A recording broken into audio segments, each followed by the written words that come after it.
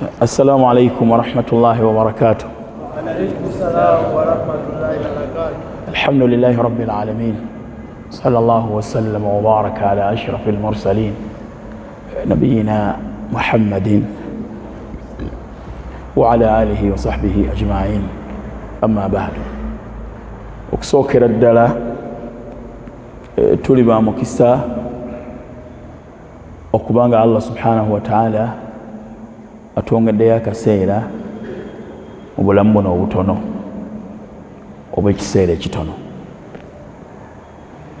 Ebbanga omuntu lyamala nga mulamu, buli kimu kisoboka.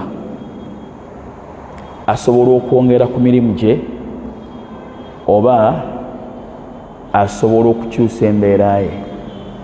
Kitegeeza olwo n'akyusa obulamu bwe n'enkomerero ye. Kisoboka omuntu okuwangaala emyaka 6 n'alongoosa nga ebula ennaku 2 oba olunaku lumu n'ayingira ejjana. Kitegeeza nti azzamanu ra'su umri al-insan, ebiseera ye kapito w'obuwangazi bw'omuntu. faman dayya umrahu fi ghayri ma yanfa'uhu, ayonoona obulamu bwe n'obuwangazi bwe mu bitamugasa, faqad shaqa wa khasra, aba azikiridde era aba afaafaganiddwa. Olwekyo barakallahu fiikum, tuli ba mukisa okubanga tuli mu abo Allah subhanahu wa ta'ala bayongeddeyo akaseera n'atuwa n'omukisa ogw'okutuula mu ddalasa efaanana bweti eyigiriza okumutegeera n'okumumanya. sharafu l-ilmi bisharafi l-ma'lumi, ekimu ku biraga ekitiibwa kya irimu kyekyo ekiyigibwako mu irimu eyo. Tuyiga ku kibo tusoma tawhidi. Abange singa oli akubuuza n'akugamba ti essomo lya tawhidi liyigiriza ku ki, omwana okula otya?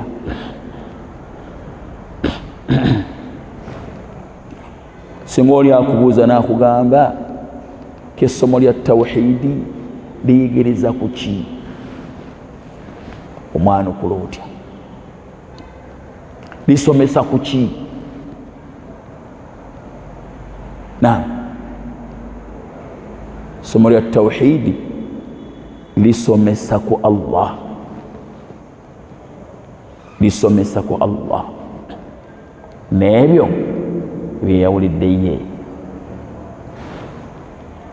Lisomesa ku Allah n'ekitiibwa kye. Lisomesa ku Allah eritulaga biki ebikendeeza ekitiibwa kye, biki ebijjawo ekitiibwa kye eri omuntu. Ntegeerekese bulungi. Lwekyo darusu yaffe nkulu olw'omulamwa gwerina. Wabula ekyennaku ngenda kuwaabira sheekh omusomesa wammwe, sheekh ani Mulawa. Abayizi bo bano tebawandiika, era bw'otunulira abali mu muzikiti tewali waayina katabo wadde peni. Abaaliwo abaali bawandiika, naliwo no mu darasa y'emabega, abo baawandiika abatonotono. Abaliwo olwaleero bazze kuwuliriza, kuba naamala okuwuliriza nga bagenda. Gwe musango gwenkuwaabira sheekhe nannyini bayizi bano, kyo kyabulabe. Kaakati we twakoma omulundi ogwayita wetugenda okutandikira mu ddarasa lwale, twasoma amakulu g'ekigambo tawhid mu lulimi oluwarabu ng'olulimi, ne tusoma amakulu g'ekigambo tawhid mu busiraamu, mateeka g'obusiraamu. tawhidi kyeki era bwe twakoma nga tutandise okutunuulira n'okwetegereza emiteeko gy'ettawhidi era twalaba n'enjawulo wakati w'emiteeko gy'ettawhidi n'obusatu abakristaayo bwe bakkiririzanga naye enjawulo twagiraba ani ayinza okutujjukiza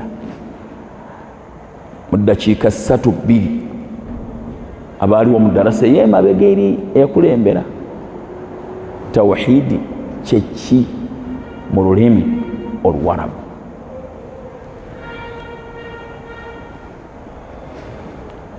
waliwo abaaliwo nina omukisa alaikum salamu warahmatullah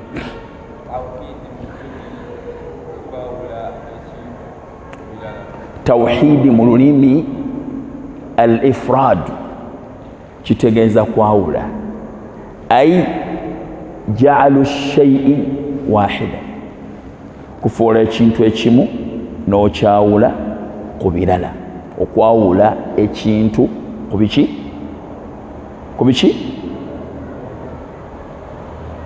kwawula ekintu ku birala ekibeera ekintu kimu tuba twogedde oluganda olutuufu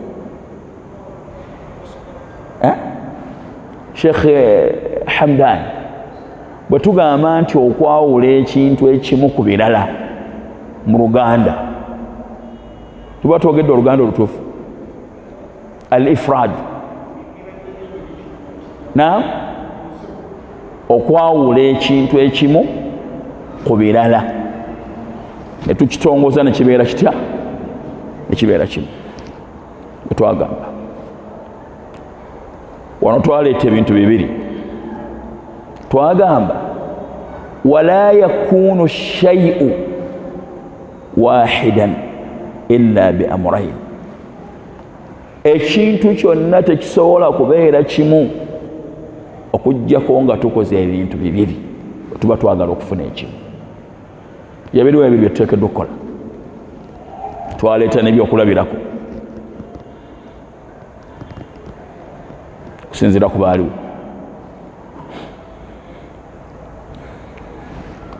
ani omulala eyali wajjukira mutubuulire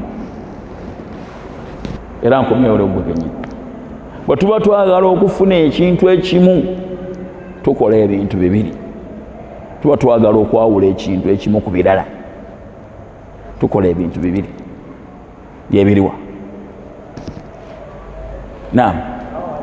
salaamu warahmatullah allah kuwa omukisa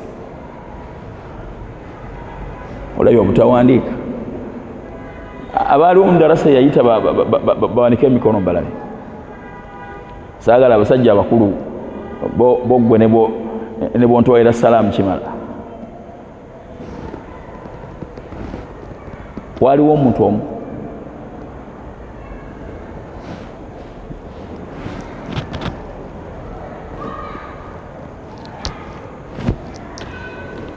obuzibu bw'eddarasa nze gyensomesa Sheikh Mulawa tebeera yakuwuliriza buwuliriza era nkakasa mwe lugenda okusembayo okujja okubasomesa lugenda kukkiriziganya obuzibu bw'eddarasa nze gyensomesa sisitukira bantu batalina buvunaanyizibwa abada kyo kibabuulira nsitukira abantu abalina obuvunaanyizibwa abamanyi kye baagala sibeera wakuwuliriza buwuliriza olina amala okuza natambula n'agenda byo sibikola kyekizibu kyange nze Sheikh wetwale era kyolaba ngenda kusazaamu eddarasa ngiveeko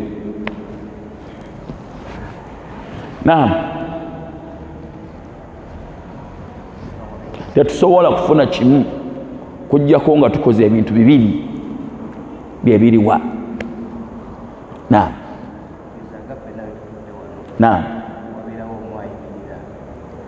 ekyo naleeta kyakulabirako wenjagala oleeta ebintu bibiri byenayogera tetusobola kufuna kimu okujjako nga tukoze ebintu bibiri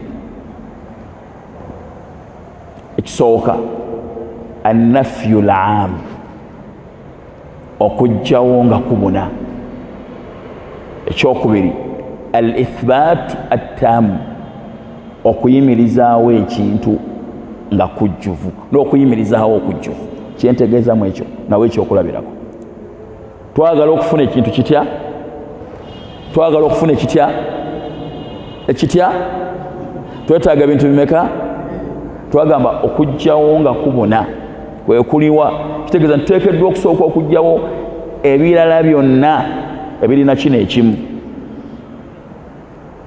ne tukitongoza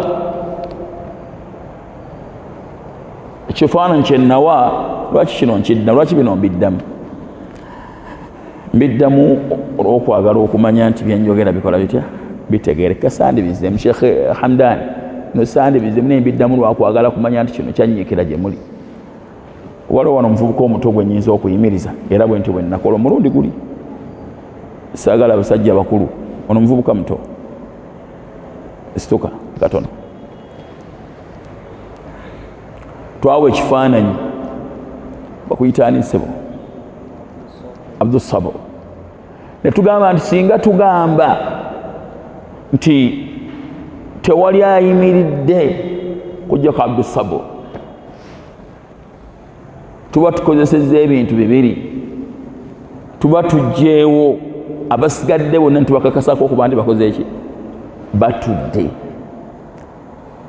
ne tutongoza Abdul Sabur nti yekka yakoze atya kati bwe tuba twagala okufuna ekimu tusooka kujjawo byonna kibita takhliya sooka kujjawo byonna bwe tumala okujjawo ebisigadde kino ntubeera nga tukikola tutya tukinywezaawo al ithbaatu attaamu nekisigala nga kyokka kyekiriwo kati waliwo kirala kibaita tawhid okwawula ekintu ekimu ku biki ku birala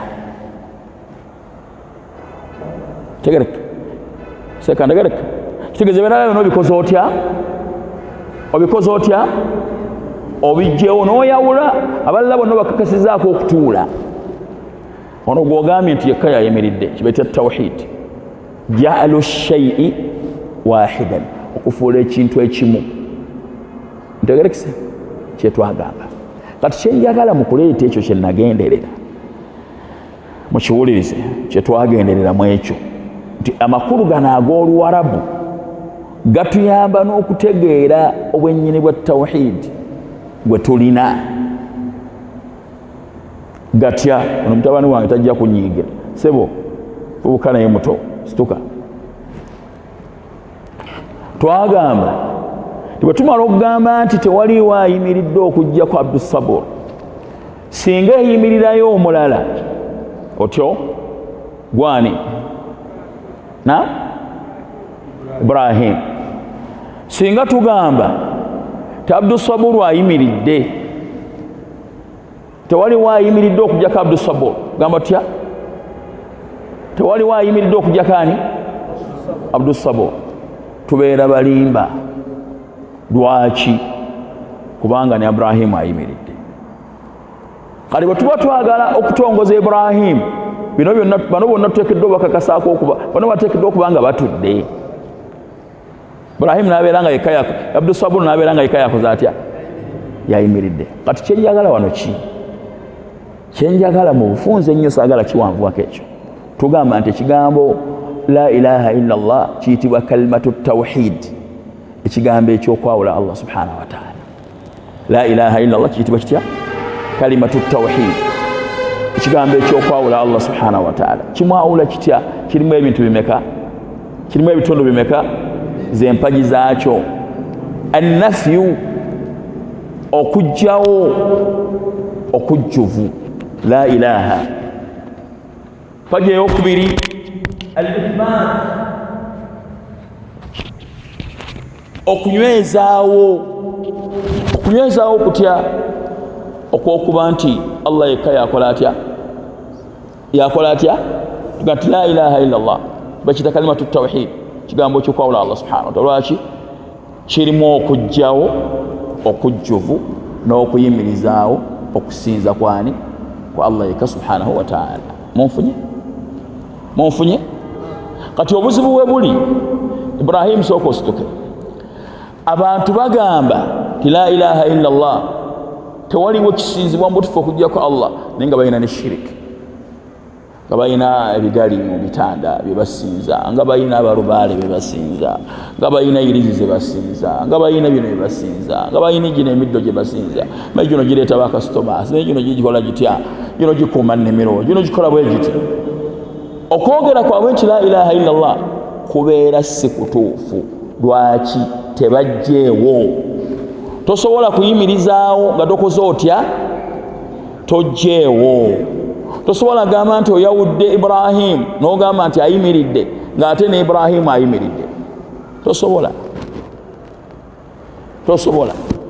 gamba nti la ilaha illa Allah tewali kisinzibwa mutufu okujjako Allah ng'ate olina ebirala tekisoboka obeera mulimba obulimba kyeki mukhalafatul khabar lilwaqi ye mawulire okwawukana kwekyo ekiriwo mawulire kigootuwadde otugambye nti Abdul Sabur yekka yayimiridde kyokka ne Ibrahim ayimiridde kiba kiyita bulimba so singa ogamba nti tewaliwo ayimiridde okujjako Ibrahim ekiba kiyita mutabaqatul khabar lilwaqi ge bayita amazima yakituufu Ibrahim yakoze atya yayimiridde amawulire gakwatagana n'ekikola ki n'ekyo ekiriwo munfunye ekitahidi kitegeeza kwawula kintu kirala ku birala ng'okozesa ebintu bibiri birala byonna n'obijjawo n'olekawo kimu kati kalimatu la ilaha illa Allah eyitibwa kalimatu tawhid lwansonga erimu ebimeka erimu okujjawo ebintu byonna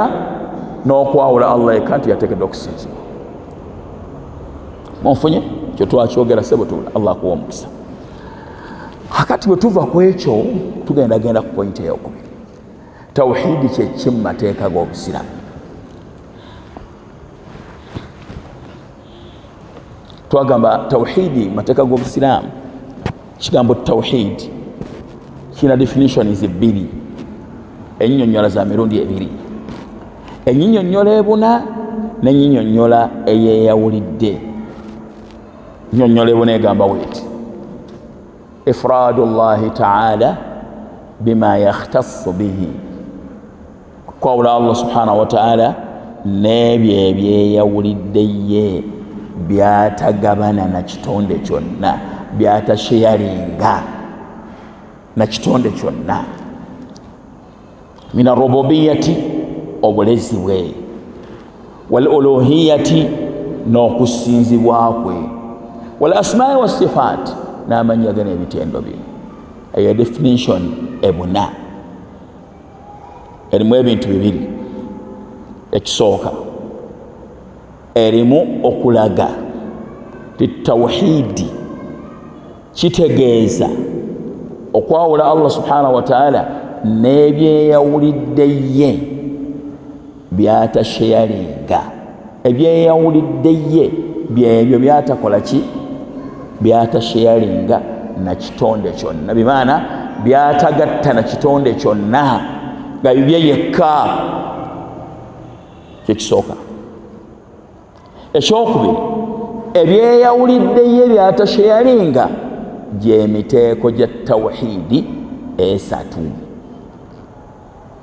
min arububiyati obulezi bwe wal uluhiyati n'okusinzibwa kwe wal asma'i was sifat n'amannya ge n'ebitendo bye ebyo byeyawulidde ye tabisheyalinga na kitonde kyonna gye tuyita emiteeko gyaki miteeko gyaki ya tawhidi munfuna twakyogerako okwogerako okwenjawulo darusa yayita kyenjagala wano okwongerako nga kifaananyi kijjayo kyetwagala kyetusoma omusajja bwawasa omukyala aba n'ebyeyawulidde ye ku mukyala we onfuna omusajja bwawasa omukyala shekhe bukiri abanaki n'ebikola bitya n'ebyeyawulidde ye ku mukyala we nga tabisheyalinga na muntu mulala tabigatta na muntu mulala omukyala singa addira ekimu ku ebyeyawulidde bbaawe n'akigabanyizaako omusajja omulala, omusajja oyo aba amugasse ku bbaawe, kye bayita shiriki. Opposite ya tawhidi kiki? Shiriki. Olwa tugamba nti shiriki omunene huwa taswiyatu ghayri llahi billahi fima huwa min khasaisi llahi taala, okwenkanyankanya ebitali Allah, ebitonde ne Allah mwebyo ebyeyawulidde Allah. Olabye tawhidi kyeki? Kwawula Allah subhanahu wa taala n'ebyo ebyeyawulidde ye. Shiriki kyeki? Taswiyatu ghayri llahi billahi fima huwa min khasaisi llahi taala, okwenkanyankanya ebitonde ne Allah mwebyo ebikoze eki? Ebyeyawulidde ani? Allah subhanahu wa taala. Munfunye tuga nti ebyeyawulidde Allah gy'emiteeko gya tawhidi emeka? Obulezi bwe, okusinzibwa kwe, amannya ge n'ebitendo bye. Awo tugenda tulina ebibuuzo bibiri. Ekiddako tulaba ne definition n'okunnyonnyola okweyawulidde omuteeko gumu mu miteeko gya tawhid, okuga nti at-tawhidu huwa ifradu llahi bil ibada. Tawhidi kitegeeza kwawula Allah subhanahu wa taala mu kusinza. Oba mumpuliriza? Ne tugamba njawulo ki eri wakati w'ennyinyonnyola zino ez'emirundi ebiri, eyasoose n'eyokubiri? Nakyo kibuuzo mu darusu gye twasoma kyalimu kwaba abaalimu. Ani atubuulira? Nnyonnyola endala egamba abantu gy'osoma mu masomero okuva mu primary paka mu secondary, era abantu abasinga obungi bamanyi Sheikh Hamdani si bwe kiri, at-tawhidu huwa ifradu llahi bil ibada, kwawula Allah subhanahu wa taala mu kusinza. Eyo definition kunnyonnyola okwo abantu kwe basoma mu masomero primary ne secondary. Kwawukana kutya n'ennyonnyola gye njogedde egamba nti kwe kwawula Allah subhanahu wa taala n'ebyo byeyawulidde ye. Kona kugamba nti kwe kwawula Allah subhanahu wa taala mu kusinza. Ezo definition zibiri bbiri zaawukana zitya? Zirina njawulo ki era lwaki? Kuka tugenda ku point endala. Temunnakuwaza bannange, ekyo tekyetaagisa kumala kubanga mwaliwo. Kyangu nnyo. Naam. Salaamu rahmatullah mukadde wange. Shekhe ina amazzi ongasawo musaba ogamba. Naam. Ennyonnyola esooka eyingiramu emiteeko gya tawhidi gyonna, kwawula Allah subhanahu wa taala n'ebyo ebyeyawulidde, bimaana emiteeko gya tawhidi gyonna. افتح لي إذا أمكن. نعم جزاك الله خير. أتوني نيولا يوكو بالشيخ. بسم الله.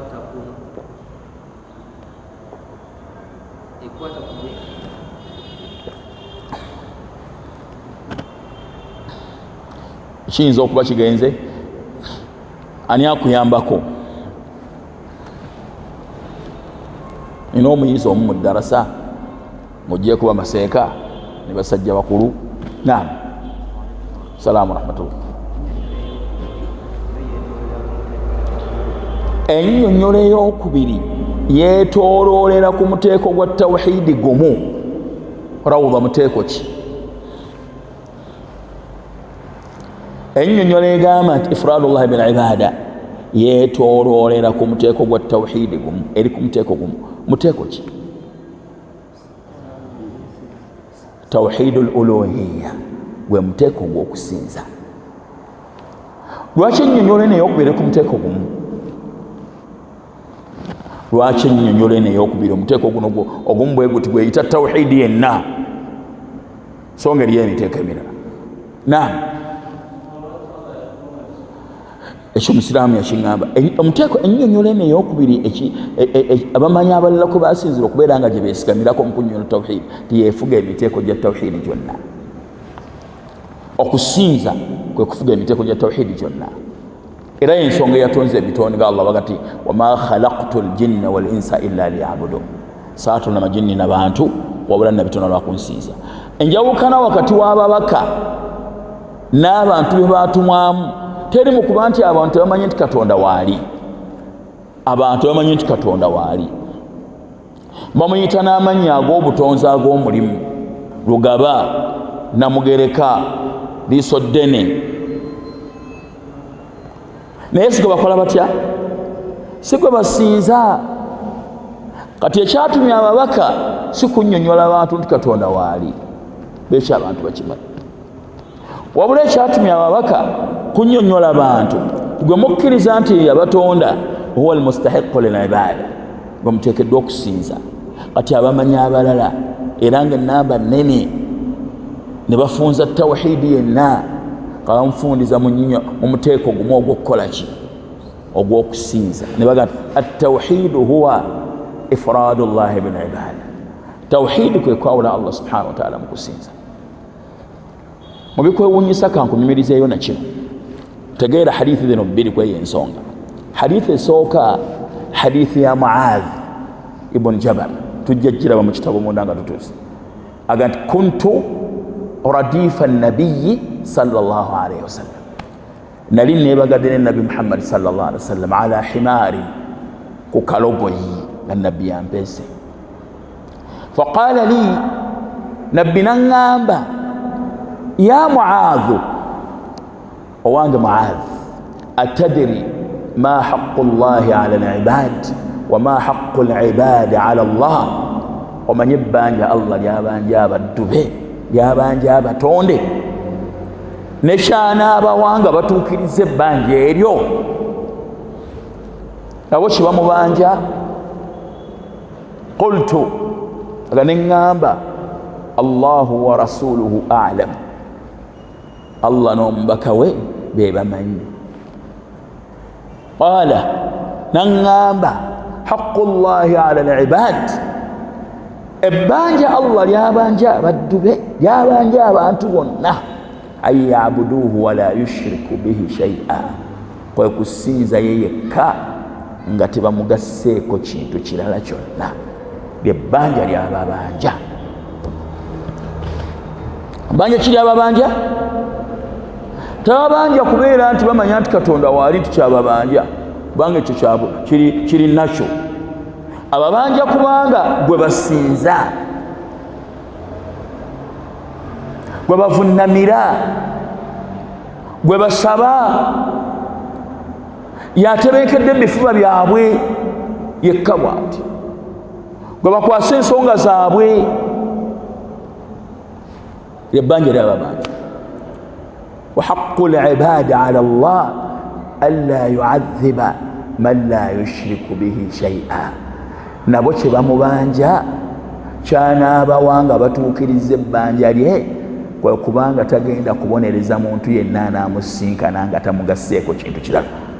Kyagezaako okutegeeza, anaamusinkana nga asinzizza ye yekka, tagenda kumwokya muliro mu mbeera ya mirundi ebiri. Tagenda kumwokya muliro mu ntandikwa, genda muyingiririzaawo ejjana. Tagenda kumwokya muliro olubeerera, bw'anaaba aguyingiridde ajja kumugyamu olw'okutuukiriza ebbanja lye. Eyo hadithi. Funa hadithi ey'okubiri, hadithi ya Uthman bun Affan mu kitabo kya Imam Muslim, eddiŋŋanwa ku bituuti egamba man maata wa huwa ya'lam annahu la ilaha illa Allah dakhala al-jannata, afa ng'amanyi tewaliwo kisinzibwa mu butuufu okujjako Allah, ayingira ejjana. Ayingira ejjana ng'amanyi tewaliwo kisinzibwa mu butuufu bwa kusinzibwa kujjako Allah, akola atya? Ayingira ejjana. So saafa ng'amanyi nti Katonda waali, kubanga ekyo abafa nga bakimanyi bangi, n'abatali basiraamu bakimanyi. Funa hadithi endala, hadithi ya Jabir ibn Abdillah, nabbi ng'agamba sallallahu alaihi wasallam, man laqiya Allaha, yenna asisinkana Allah, bimaana yenna afa, la yushriku bihi shay'an, nga talina kintu kyonna kyamugasseeko, tasinzizza kintu kyonna, awamani Allah subhanahu wa ta'ala dakhala aljannata ayingira ejjana waman laqiyahu naye namusisinkana yushriku bihi shay'an ng'alina ekintu kyonna kyamugaseeko dakhala an-naar ayingira omuliro. Hadithi eyongera hadithi eri mu kitabu kya Muslim kati eyongera okunnyonnyola eyo eri mu kitabu kya Bukhari egamba nti man maata wa huwa yad'u min duni llahi nidda dakhala an-naar. Afa hadithi ya Mas'ud ng'alina ekintu kyonna kyasinzizza awamu ne Allah kyeyenkanyankanyiza ne Allah dakhala an-naar ayingira omuliro. Abu Mas'ud kyabaga nti wa aqulu ana nange ngamba man maata huwa la yad'u min duni llahi nidda dakhala al-jannata. Afanga talina kyasinzizza kyonna awamu ne Allah ayingira ejjana. Lwaki abamanyi abasinga obungi tawhidi bamufundiza mu muteeko gwa kukola ki gwa kusinza lwa nsonga la ilaha ilage makulu ga la ilaha illallah. Lwa nsonga omuteeko guno bwe guyingiza omuntu mu busiraamu bwe gujja omuntu mu busiraamu bwe guyingiza ejjana bwe gwala wakati w'abasiraamu n'abatakola ki abatali basiraamu ogw'okukola ki ogw'okusinza. Era ekiragiro ekisooka mu Qur'an nakyo kiriko ogwo omuteeko. Ekiragiro ekisooka mu Qur'an kya tawhid ani akitubuulira agamba Allah subhanahu wa ta'ala wa'budu llaha wa la tushriku. Agamba Allah subhanahu wa ta'ala agamba ati ya ayuha nnas u'budu rabbakum alladhi khalaqakum walladhina min qablikum la'allakum tattaqun.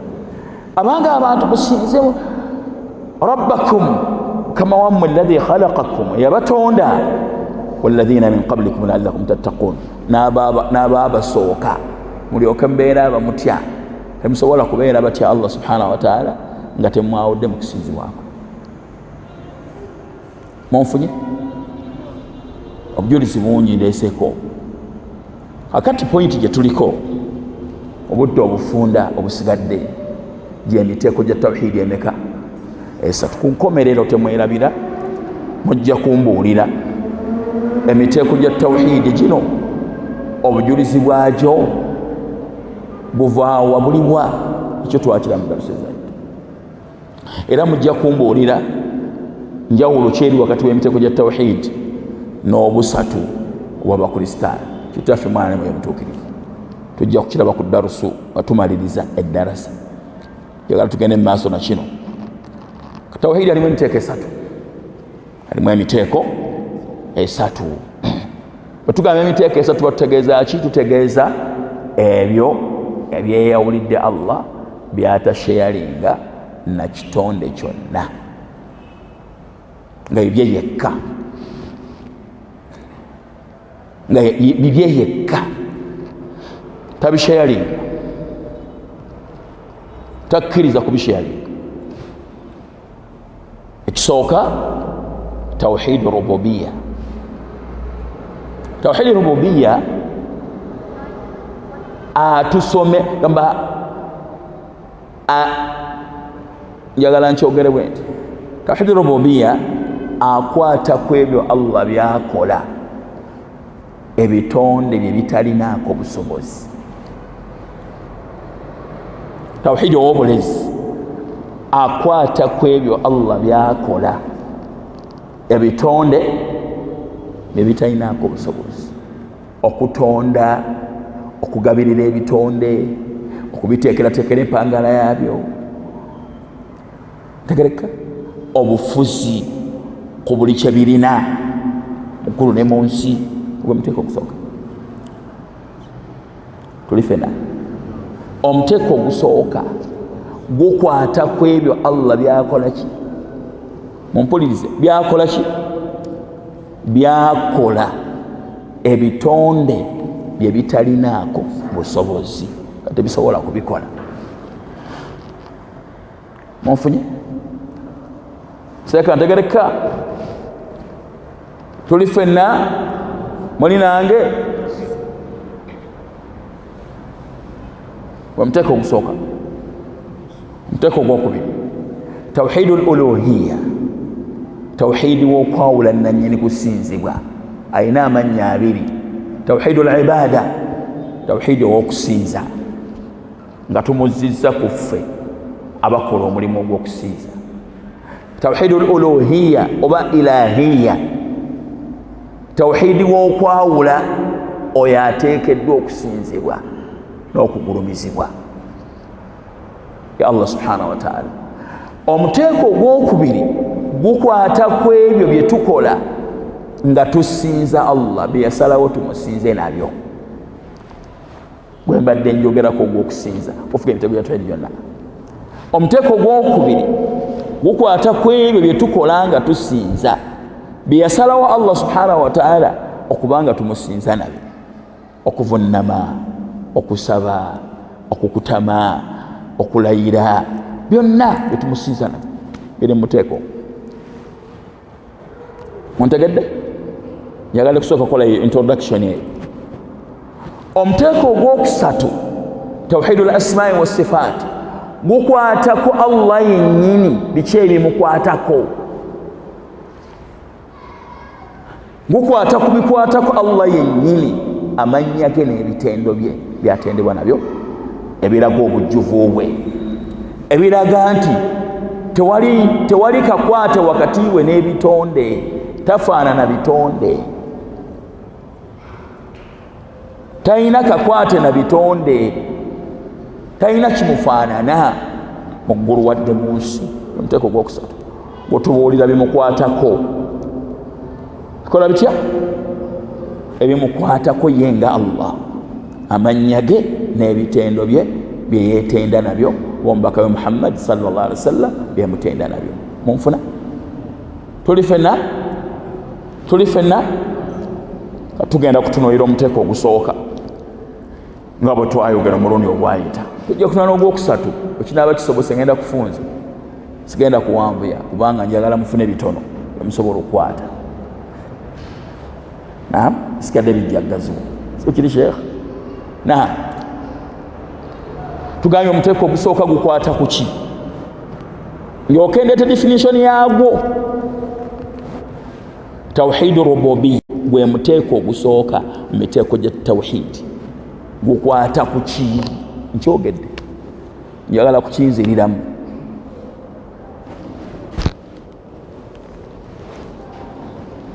Olowooza eddarasa teekome wano? Seeka Hamdani gwe toliiko? Naam, njagala oyogere kye njogedde. Be careful. Have to be careful. Oli mu ddarasa beerawo. Onyandi buli kyenjogera nkyogera qasdan, nga nkigenderedde, tekingwako bugwi.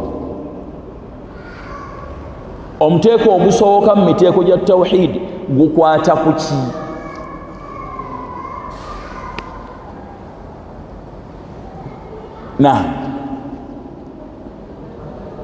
Engeri gy'oli mu ddarasa ya tawhidi, sembera wano otereere n'okutereera. Tuula wano. Biri bibyo si bibyo ebyo? Mbabikuwe bireete. Sheikh funye n'omukisa sebo, Sheikh akuweereza.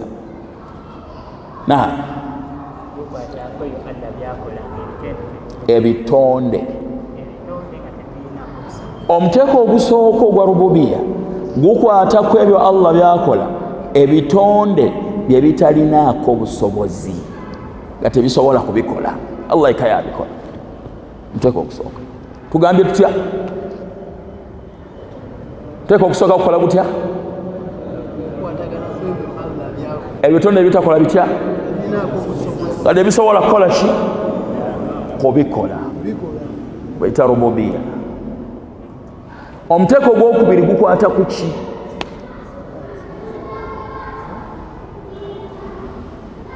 Omuteeko ogwokubiri ogwa uluhiyya gukwata ku ki?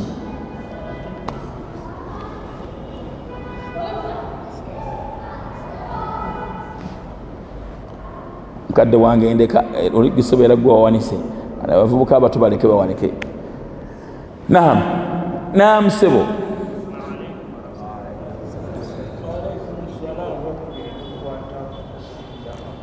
Omuteeko ogwokubiri gukwata ku kusinza Allah, gukwata ku ebyo bye tusinza nabyo Allah.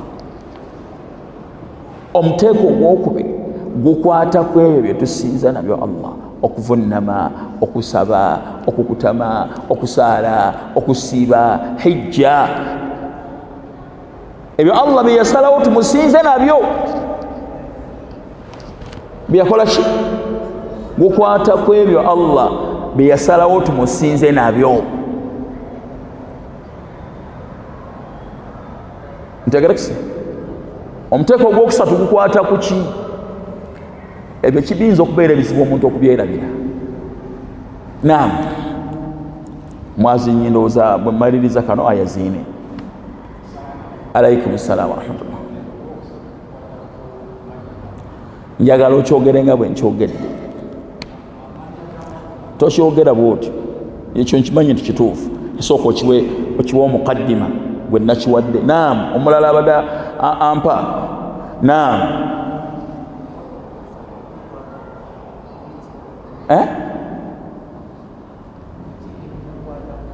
omuteeko ogwokusatu gukwata ku ye yennyini, biki ebimukwatako? Yaani Allah, yaani huwa Allahu alladhi la ilaha illa hu almaliku alquddus, ng'atubuulira yaani assalamu almu'minu almuhaiminu alazizu aljabbaru almutakabbir, yaani. Era bw'oba oyagala okuyingira gy'ali okola otya?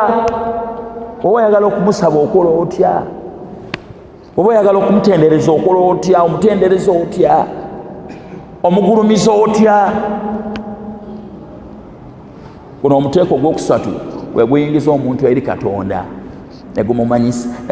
negumukumanyisa okumanyisa okugazi. Era teriyo omuntu asobola kukola ibaada n'agiwoomerwa n'akulukusa amaziga ne gava mu maaso nga tagagambye, nga tategedde muteeko ogwo. Bw'ogutegeera ofuna obulamu obupya, omwoyo ogwo gufuna obulamu obupya. Munfunye katukomyewo. Kakati omuteeko ogusooka ogwa rububiya ogukwata ku byakola, gwe twagala okufuna definition yaagwo, ennyonnyola yaagwo, kibeeta taarifu mu Luwarabu. Tugamba tulina ennyonnyola za mirundi ebiri, mumpulirize, definition bbiri nazo muzikwate. Esooka tawhidu rububiya huwa tawhidu llahi biafalihi, oba huwa ifradu llahi taala biafalihi, kwe kwawula Allah subhanahu wa taala mu bikolwa bye. Kwawula Allah subhanahu wa taala mu kiki? Byakola atya? Byakola. Ebitonde ebitalinaako buki? Busobozi. Kalkhalqi, ng'okutonda, walmulki, obufuzi, walrazqi, okugabirira, walihyai, okuwa obulamu, walimatati, okufiisa, watadbiri lumuri, n'okuteekateeka ebintu byonna, okuzibya obudde, okubukeesa. Ono agenda kuwasa oli, ono agenda kufumbira oli, ono agenda kuwangalira emyaka bwe giti, ono agenda kuwangalira Nakifuma, ono agenda kuwangalira Kabimbiri, oli agenda kuwangalira Kampala, ono agenda Dubayi. Ebyo byonna biri mu muteeko guno. Kulaba Ibn Abbas yagamba man lam yu'min bilqadar, muntu atakkiriza qadar, lam yu'min bitawhidi rububiyya, abatakkiriza muteeko guno, kubanga gulimu ne qadar, gulimu enteekateeka y'obulamu bw'omuntu yonna Allah butya bwagikola. Munfunye huwa tawhidu llahi taala biafalihi, qawla Allah subhanahu wa taala mu bikolwa bye byakola, ebitonde yebitalinaako busobozi, nga yekka yakola atya? Yabisobola. Sheikh Ibn Uthaymin bwe yali akola definition yagamba huwa ifradu llahi taala bilkhalqi, qawla Allah subhanahu wa taala mu kutonda, eri alina busobozi butonda, walmulki, ne mubufuzi, yalina obufuzi ku buli kintu kyonna. Wattadbir, n'obuteesiteesi n'okuteekerateekera ebitonde byonna. Ezo ze mpagi z'omuteeko guno emmeka? Tawhidu rububiya alina empagi 3. Ifradullahi taala bilkhalqi, kwawula Allah subhanahu wa taala mu kutonda. Ifradullahi taala bilmulki, kumwawula mu bufuzi bwe. Ifradullahi taala bitadbir, kumwawula mu kuteekateeka kwe. Tiyateekerateekera ebitonde bina mu buwemuzi. Munfunye ng'omwazinyi agenda okwazina sheekh, njagala mmwe bennyini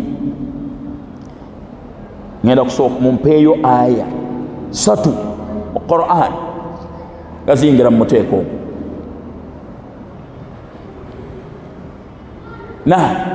Njagala mumpeeyo aya 3 mu Qur'an. Kuba Qur'an ejjudde ebigambo biri mu muteeko ogwo. Mumpeeyo aya 3 abatudde wano nga zingira mu muteeko ogwo, ziri ku muteeko ogwo mu Qur'an.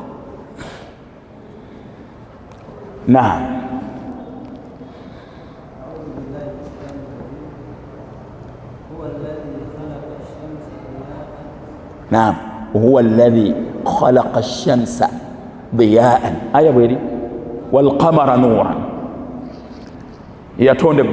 Yatonda enjuba nga agitonze n'ekitangaala kyayo kimulaba. Bwe kitabaawo tetusobola kulimba, tetusobola kuwangaala.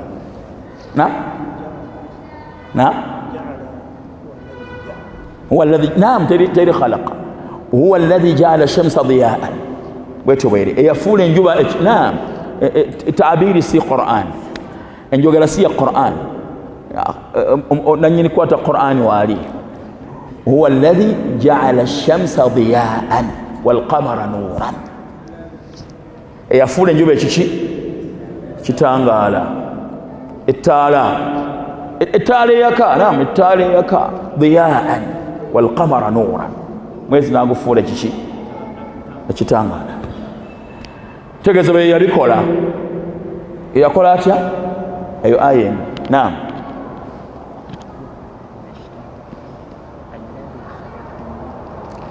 naam, tabaraka alladhi khalaqa almauta, bwetyo aya bweri.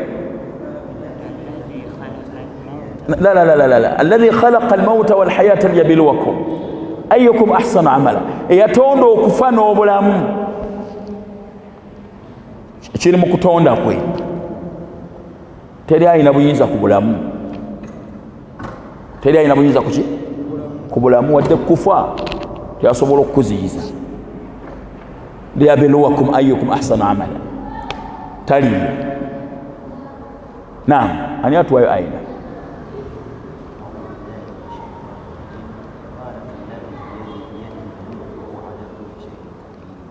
Naam, tabaraka alladhi biyadihi almulk wa huwa ala kulli shay'in qadir. Rububiyya yatukula, yasukkuruma, ayina mu mukono gwe obufuzi bwa buli kintu kyonna, era ayina obuyinza ku buli kintu kyonna.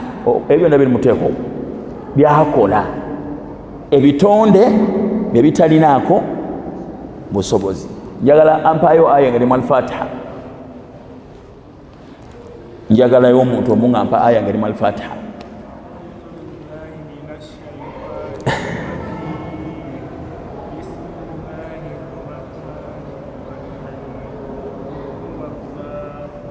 Komao.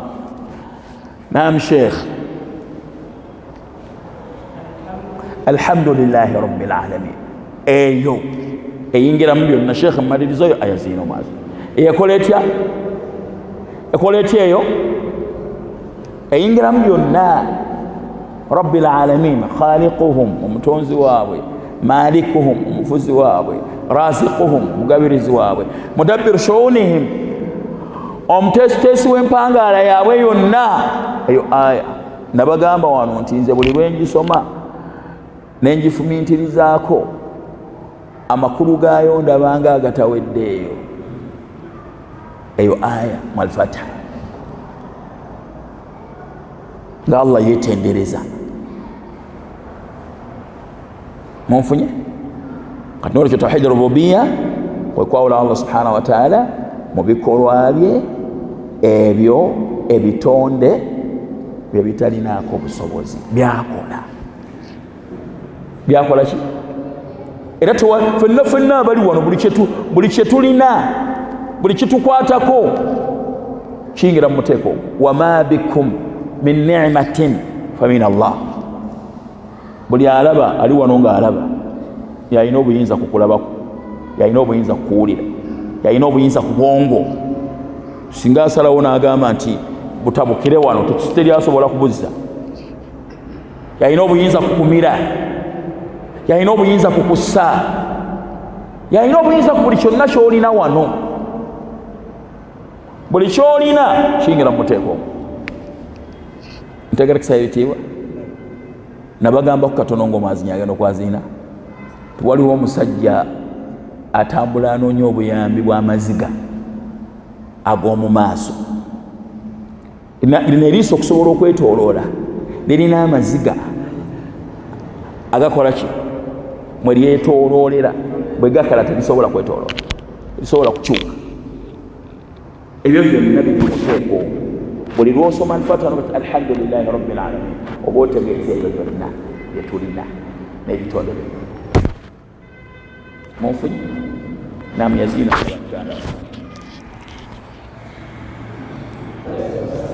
wetugendedde mu kwaziina nga tukitegedde tawhiid rububiya huwa tawhiidu llahi taala bi afaali, kwe kwawula Allah subhanahu wa taala mu bikolwa bye ebitonde bye bitalinaako busobozi. Era nga tukitegedde tawhiidi ono alina empagi 3. Empagi esooka ifraadu llahi taala bilkhalqi, kwawula Allah subhanahu wa taala mu butonzi bwe, tiye mutonzi yekka. Empagi eyokubiri ifraadu llahi taala bilmulki, kumwawula mu bufuzi bwe, tiyekka ye mufuzi afuga ebiri mu ggulu ne mu nsi. Empagi eyokusatu ifraadu llahi taala bitadbir, okumwawula mu buteesiteesi, nti ye muteesiteesi ateekerateekera ebitonde mu ggulu naki. Ebyo ebisatu bye biyingiramu, ebirala byonna ebisigadde byakola. Ntegerekise nga tugenda ku katundu akalala akaddirira akasembayo. Tuli ffenna njagala tufune aya 3 mu Qur'an nga zijjayo ekifaananyi kino. Aya esooka egamba nti ala lahu lkhalqu wal amru tabaraka llahu rabbul alamin, abange mukimanye nti okutonda kukwe n'okuteekerateekera ebitonde kukwe n'okulamula kukwe. Tabaraka llahu rabbul alamin, mukimanyi bwatu byagamba. Ntegerekisa aya endala yagamba subhanahu wa taala qul illahumma malika almulk, gamba wange gomubaka nti ayi Allah omufuzi w'abafuzi, tu'ti lmulka man tasha, owa obufuzi bw'oba oyagadde, watanzi'u lmulka mimman tasha, n'obujja ku oyo gw'oba oyagadde nga bw'oba oyagadde, watu'izzu man tasha watudhillu man tasha biyadika alkhayru n'okukakkanya gw'oba oyagadde mu mukono gwo mwe muli obulungi bwonna, era gw'olina obuyinza ku buli kintu kyonna. Eyo aya erimu ogwo omuteeko kumwawula mu bufuzi bwe.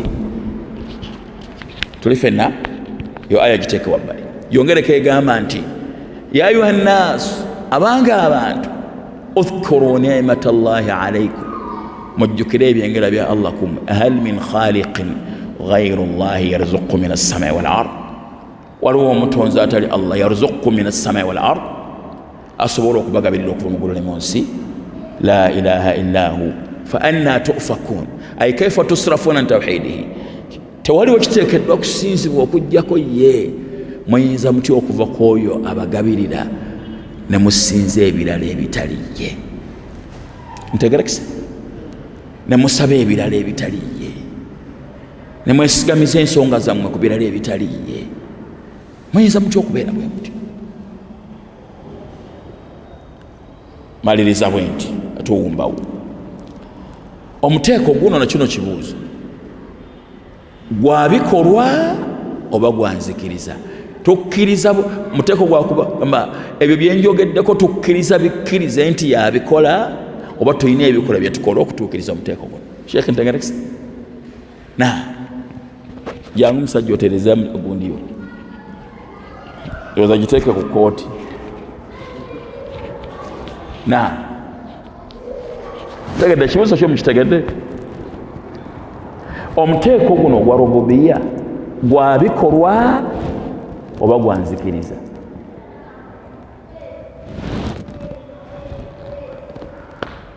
Naam, gwa nzikiriza. Wal i'tiqaadu al-jaazim, okuba n'enzikiriza enywevu ti Allah ye mutonzi, Allah ye mugabirizi, Allah ye mufuzi wa byonna ebiri mu nsi, Allah ye mutesitesi w'empangala y'ebitone mu ggulu ne mu nsi. Muteeko gwaki? Ina okukkiriza bwoti. Ekibuuzo, omuteeko guno gulina athaaru, gulina obuufu obugugoberera? Waliwo obuufu obugugoberera? Omuntu bwagukkiriza gulina kyegukola ku bulamu bwe kyentegeeza, oba kikoma bukomyawo kugukkiriza? Okonno kwe bayita okusoma. Omuntu bwakkiriza ebyo nti Allah yabikola, kirina kyekikola ku bulamu bwe oba bikoma mu bbanga? Njagala mukono. Era abawanise be bawanise.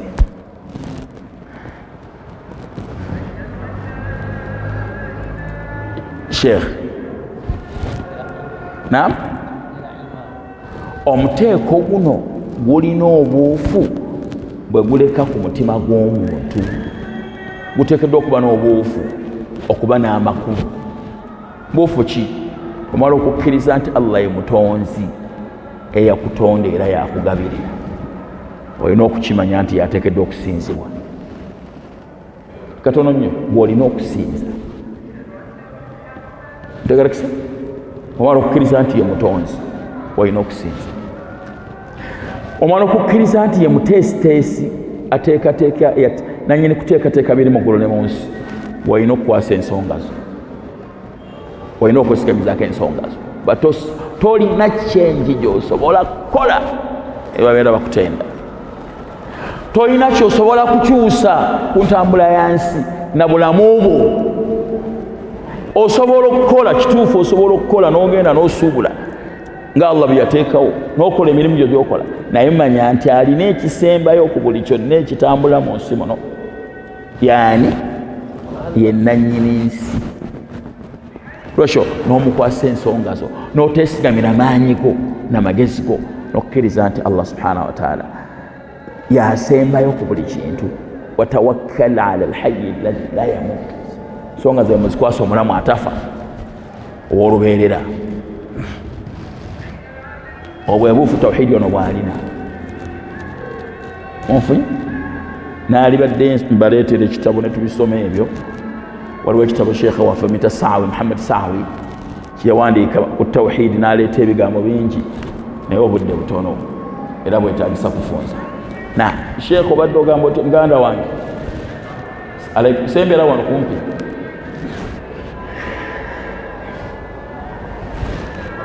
Alaikum salaam wa rahmatullah.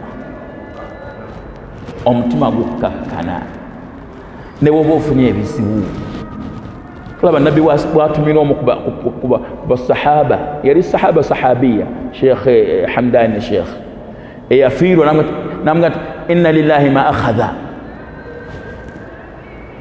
Yafiirwa namugamba nti inna lillahi ma akhadha, Allah kyatutte kikye, walahu ma a'ta, ne byonna bye tulina bibye.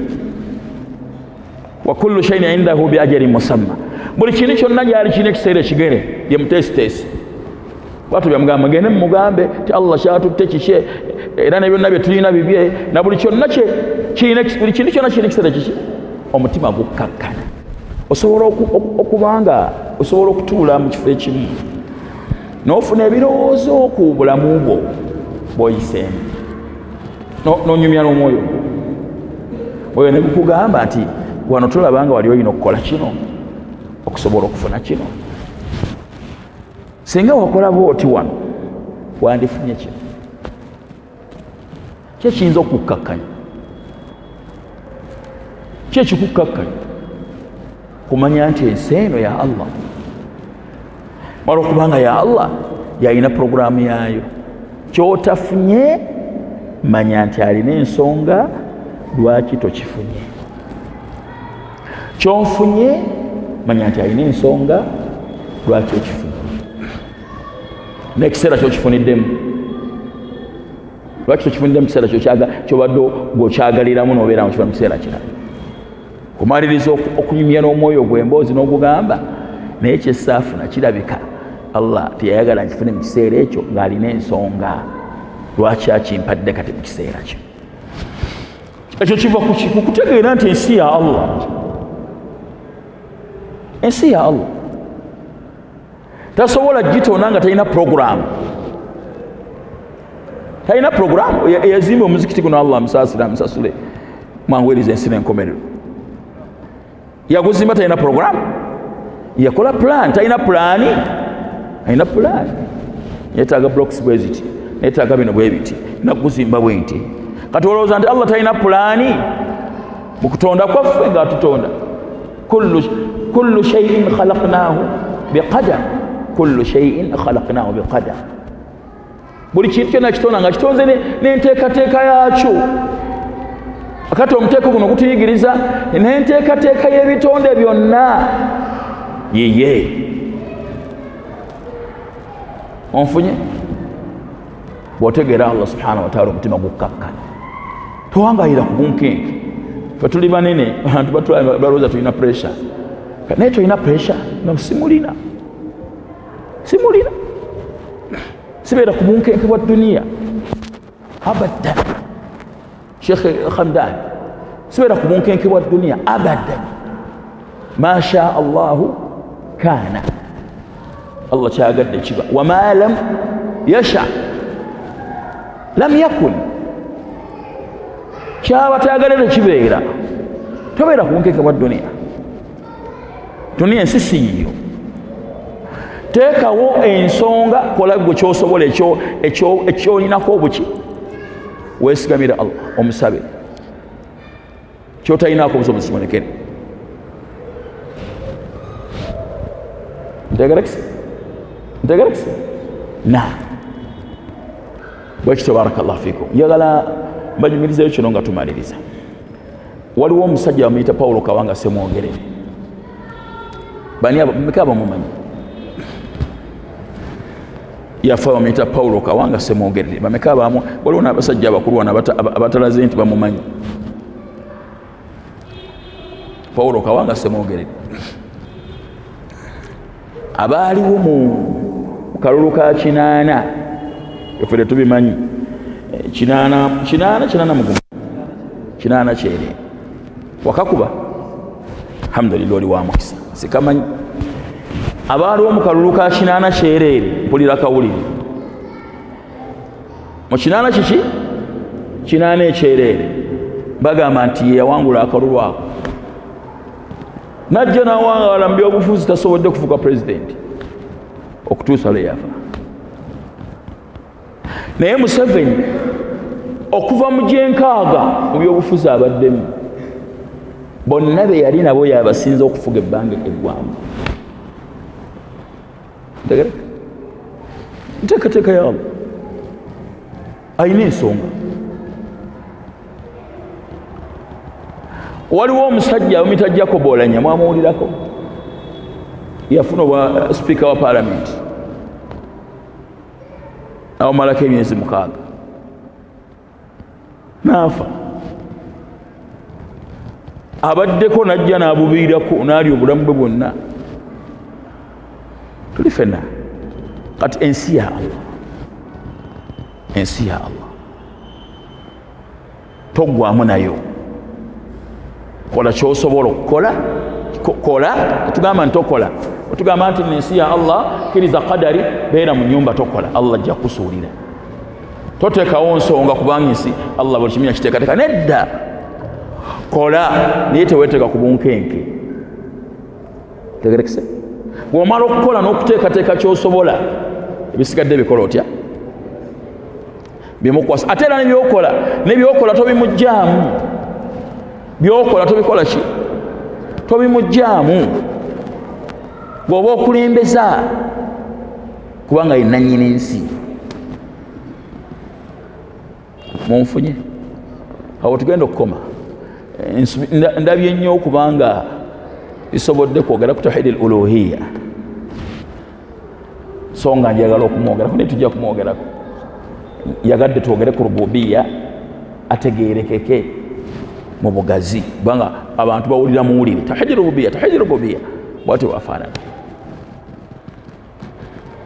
Munfunyayo ebitiibwa. Eddakiika seeka mukadde wange obudde bulabika buweddeyo, uyiseemu n'eddakiika endala.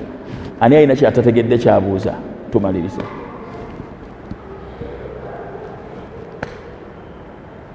Naam Sheikh.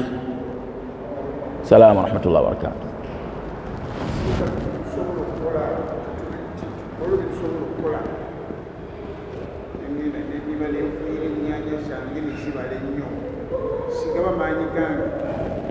Allah abakkiriza. Kyeŋŋambye nti bw'oba ogenda okulima ennyaanya zo n'ozifuuyira n'okuzifuuyira n'oteekako olina gwe tebateekako bigimusa, waliwo asobola okuteekako ebigimusa byonna ne zifa. Byonna n'abikozesa ne zifa. Nabyo obiteekako nakkiriza bigase. Ne bye tukola yakkiriza ne bikola bitya? Ne bigasa. Osobola okusoma eyirimu eno gye tusoma. Abantu bangi abagisoma nga bagezi. Nina omwana gwe ndabye muvubuka yasomera Riyadh, muvubuka muto, muvubuka mugezi. Nina omukolo gwe mulabyeko ku mitimbagano, mikolo gya bida nengane guno muswiri. Akati osobola okubeera omugezi naye asobola okubeera nga amagezi ge agafuula ag'omugaso era agakugasa. Ya Allah subhanahu wa ta'ala. Naam, Allahumma la ma'ana lima atait wa la mu'tiya lima manata wa la yanfa'u dhal jaddi minka al jadd. Tewatesobola kufuna mugaso mu ekyo ky'olina ne kikugasa okujjako nga kkiriza. Kati gwe kola naye tomujja mu kyokola n'olowooza nti gw'osembayo ku kyo. Yasembayo ku kyo. Musajja asobola okuwasa okw'omukazi, asobola okuba n'omukazi nga mukadde emyaka gigenderedde tazaala n'awasa omuto n'atazaala nga muto. Ate oluvannyuma abadda yeeyongeddeko myaka n'azaala omuto n'atazaala. Kati buli kyoteekateeka tokimuggyaamu kubanga ye nannyini ki? Ye nannyini ki? Ye nannyini nsi na byonna ebitambula mu nsi. Bye bigambo byange. Mbagambye nti nze mundaba ndi musajja munene, sirina pressure, sirina sukaali mu bunene bwange. Alhamdulillah, nsaba Allah nkuume nammwe abakuumi. Lwaki? Seeteeka ku bunkenke, seeteeka ku bunkenke bwa dduniya. Nkola kye nsobola okukola, kye sisobodde, n'ekyo kye ŋŋamba nti nkola nkimuteekamu ne mmanya nti yakikulembera okusobola okubeera nga nfuna kye nkola kye njagala subhanahu wa ta'ala. Tava ku lulimi lwange. Osobola okuba nga ogenda ew'omugagga, omuntu gw'oyagala okusinkana mugagga ne sente azirina, okakasa nti asobola okukuyamba, naye teweesigamira kyakuba nti akumanyi. Weesigamira amulinako buki? Amulinako buyinza era asobola omulagira. Goba weesigamira. Nsaba Allah atuwa omukisa, atuwa enkomerero ennungi, ateeka omukisa mu bulamu bwaffe ne mu zzadde lyaffe ne mu mirimu gyaffe, atuwa okumumanya obutuufu bw'okumumanya, atwanguyirize okutuuka gy'ali tusiimiddwa, ataase obusiraamu n'abasiraamu mu nsi yonna, ataase baganda baffe abanafuyiziddwa abatalina mwasirizi abali Falastin, ataase baganda baffe abanafuyiziddwa abatalina mwasirizi, ye mwasirizi waabwe abali Falastin, ataase baganda baffe abali Falastin n'abali mu nsi yonna abakkiriza nti la ilaha illallah Muhammadu rasulullah. era abagoberera omubaka Muhammad sallallahu alaihi wasallam. Wajazakumullahu khairan. Sallallahu ala nabiyyina Muhammadin wa ala alihi wa ashabihi ajma'in. Alhamdulillahi rabbil alamin. Naam Sheikh. Wassalamu warahmatullah.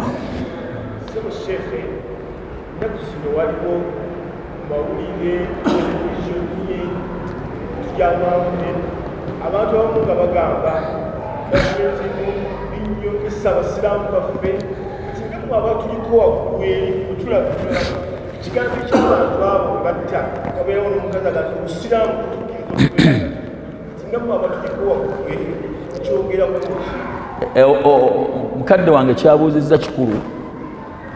Omuganda wange wetwale waliwo byalabikidde mu kooti nga waliwo abantu abali mu kifaananyi ky'obusiraamu abalumiriza nti okutta omukyala gwe batta obusiraamu bwe bwabalagira okumutta era bajja mu Qur'an kye baakola.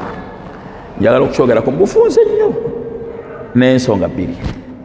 Ensonga esooka, obusiraamu tebukkiriza kuyiwa musaayi gwa muntu yenna okuggyako mu butuufu mu mazima assetibwe.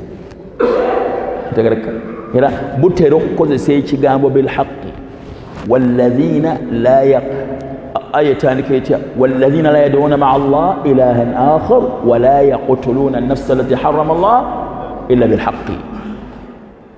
Abakkiriza tebatta muntu, tebayiwa musaayi gwa muntu Allah gwe yaziyiza okuggyako mu maki mazima.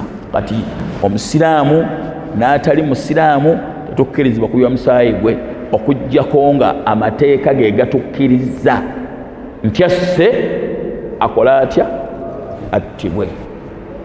Ntegerekesa bulungi bwe kityo kifaana. Kati Nabbi sallallahu alaihi wasallam hadithi ya Abdullah bin Umar naga man qatala muahadan, omuntu yenna atta omuntu atali musiraamu nga amuttamu nga tayise mu mateeka nga bwe tugambye, lam yarah raihata aljanna, tagenda kuwunyiriza kawooka jjanna. Wa inna rihaha latujad min masirati 40 aaman. Akawoowo k'ejjana kali wala naye ebbanga eritambulirwa emyaka 40. Bimaana ali wala n'ejjana ebbanga eritambulirwa emyaka 40 agenda kuyingira omuliro. Ali mu busibu Allah bw'aliba tamuddiddeemu. Nolwekyo tetukkirizibwa oyiwa misaayi gy'abantu batali basiraamu. Teri bujulizi mu Qur'an bulagira ekyo.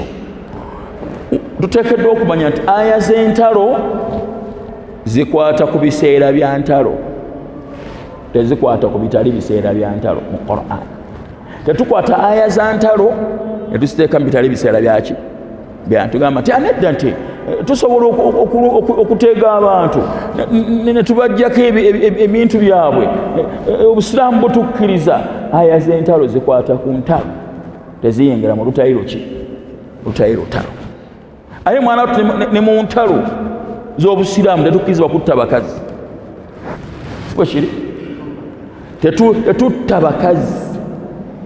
Nabbi yalinganga asindika amagye agateekako ebiragiro bigamba nti temutta abakazi, temutta abaana abato, temutta abakadde, temwonoona ebintu. Hatta n'abali mu masinzizo ng'amakyaki tetukkirizibwa kubatta nga tubadde tugenda mu ntalo, tubayitako baba tebatulumbye. Hatta n'ez'entalo kati abagamba nti Isiraamu abakkiriza okutta omukyala n'okutwala emmaali ye bakijjawo. Omusajja Boni Mugira buni Shu'ba bwe yasiramuka yajja Nabbi sallallahu alaihi wasallam n'ajja n'emmaali gye yanyaga mu jahiliya ku bantu be yatta.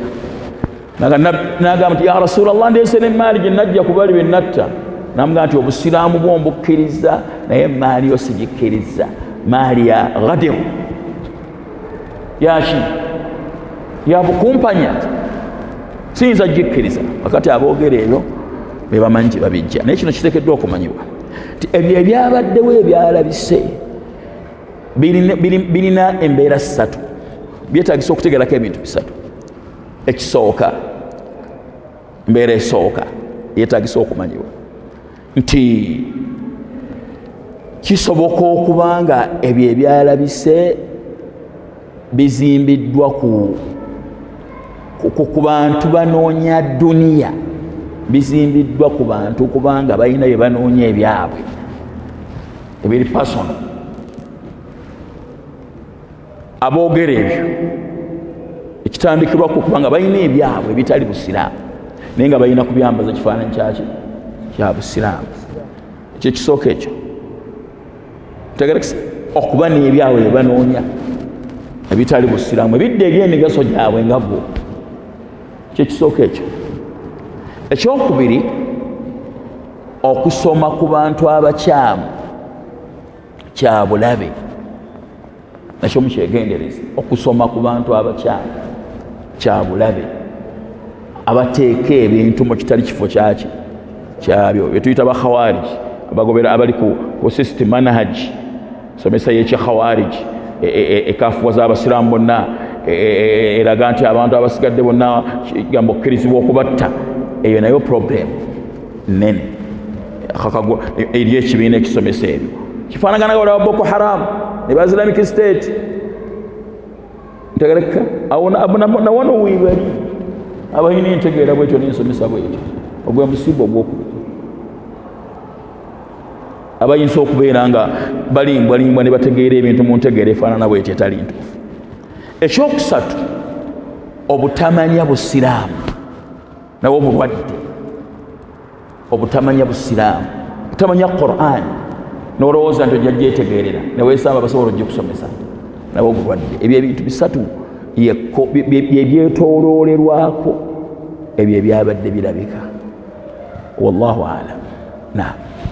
Subhanaka Allahumma bihamdika ashhadu an la ilaha illa anta astaghfiruka wa atubu ilayk. Assalamu alaykum wa rahmatullahi wa barakatuh.